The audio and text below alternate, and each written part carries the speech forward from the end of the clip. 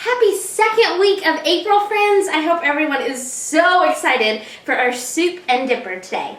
Now, I don't know about you all, but my absolute favorite childhood treat was tomato soup and grilled cheese sandwiches.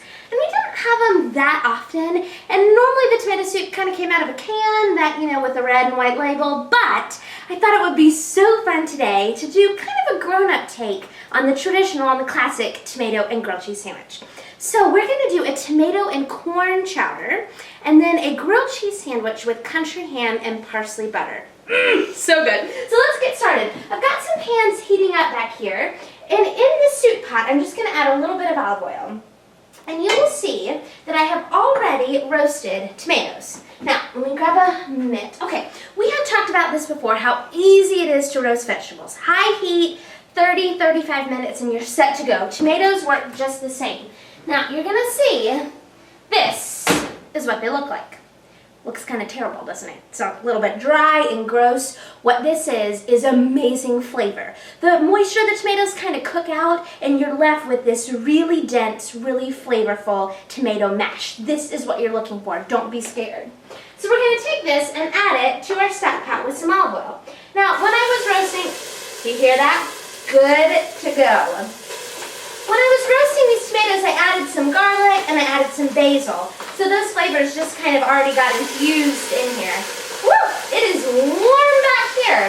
So we're going to get all these tomatoes in and let them cook in that hot oil for a few minutes. That will help really caramelize their flavors and make it delicious. So let me give that a stir. Use our ladle.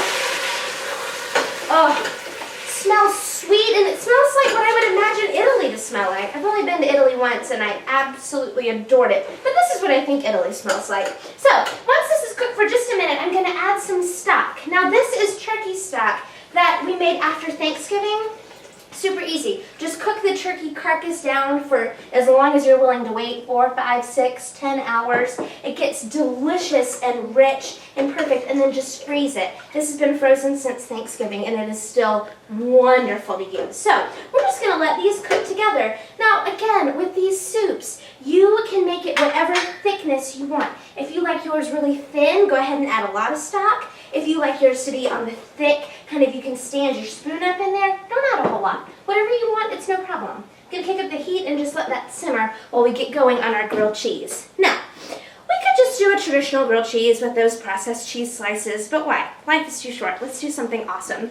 So we're going to make a compound butter with some parsley. This is fresh parsley. As spring is here now, we're beginning to see some herbs come back, and they're all sorts. There's parsley, there's basil would work really well with this. So just go ahead and do a pretty fine chop on this, because we're going to mix it in with our softened butter. Now, I like to use salted butter. If you prefer unsalted butter, if that's what you normally have at home, feel free to use that. You might just want to add a little bit of salt when you make your compound butter, though. It helps kind of bring all the flavors together. So here we just have some butter and some parsley. And we really do want to taste the parsley, so don't be scared to go ahead and put it in. You want your butter to have this really verdant, green, there's a real kind of grassiness to parsley that I love.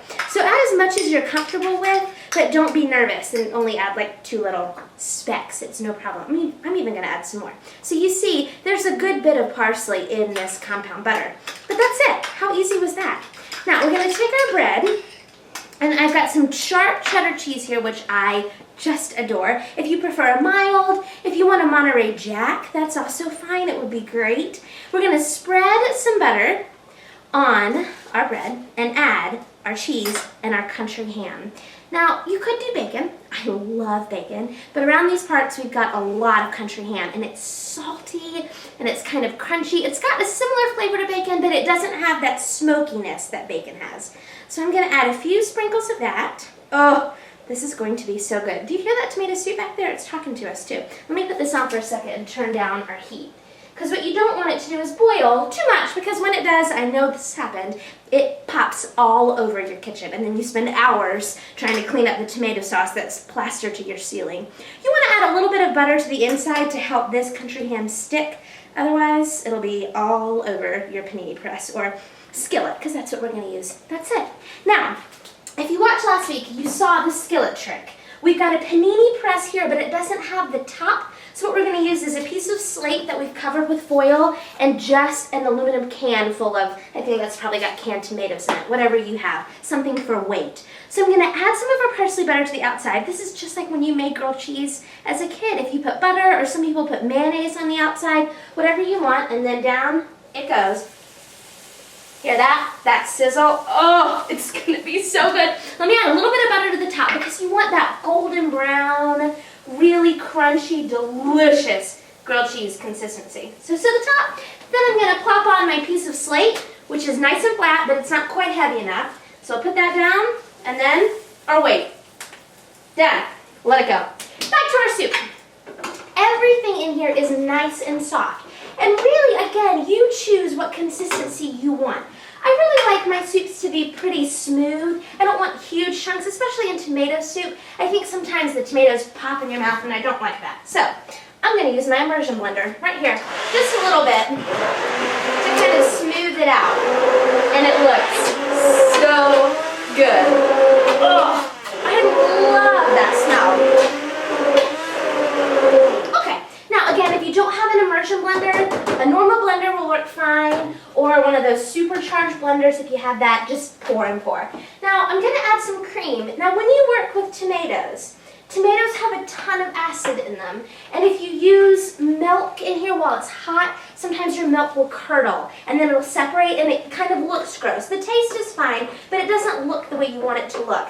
If you use cream, something with at least like a 38 or a 40% butter fat in there, then you'll be doing fine and it won't curdle on you. I'm going to check this grilled cheese sandwich because we don't want it to go too brown, but it's smelling. Oh, I can't wait to show you. It's this perfectly golden color, and it smells so good.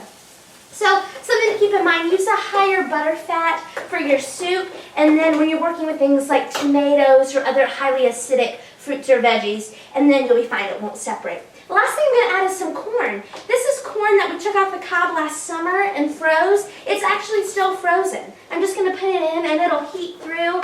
It's such a nice, there's a sweetness to the corn, a sweetness to the tomato, and there's a really delicious kind of, that crunch that corn gives you that I just love.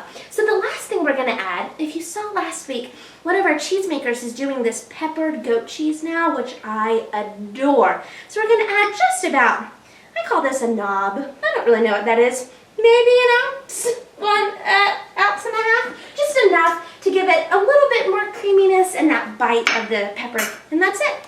I'm going to stir that up, and our corn and tomato chowder is done. Could that have been any simpler? And I smell that grilled cheese. Let me bring that here and cut it so we can taste it. Scoop some of these things off. I cannot wait to eat. I'm going to give it one more second in there. Serve up some soup. Oh, I don't know about you all, but I love to make soup. I just have such a good time playing with flavors and figuring out what might work together for a dunker. You know what I'm going to actually do is dip that grilled cheese into this bowl of soup. So I'm going to get this off here so you can see it. That country ham, oh, it's just got such a wonderful, oh, look at this. Could that look any better? Those grill lines, it's nice and golden, and I can taste that saltiness. Let me just cut it in half so we can see inside. Oh, yeah, you can see those little flecks of ham. This is going to be amazing. Oh, I am excited. I've got some dinner for later tonight. I hope you loved today's episode, and I'll see you next week for another Soup and Dipper. Have a great week eating locally. Bye, friends!